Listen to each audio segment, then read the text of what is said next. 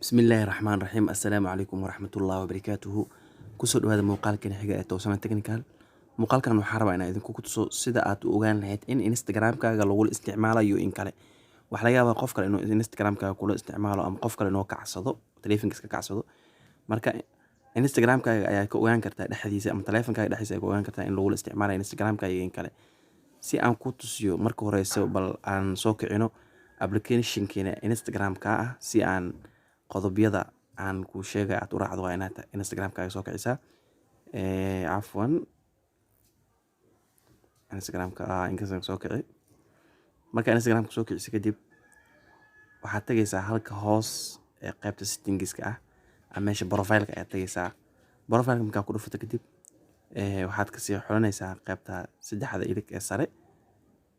Saddexda ilig sare ka xulo. Waxaad tagaysaa qaybta hoos ee qoranta settingska. Settingska ku dhufo.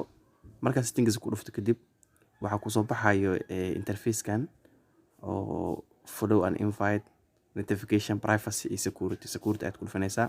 Waxaa ka xulinaysaa halka ay qoran tahay login activity. Login activity markaa ku dhufatid kadib halkan ayuu ku soo saaraya marka. Wuxuu ku dhahayaa marka halka laga isticmaalayo Instagram-kaaga, taleefanka iyo magaalada. Anaga waxaa u jeedaa magaalada Muqdisho, gobolka Banaadir, Soomaaliya.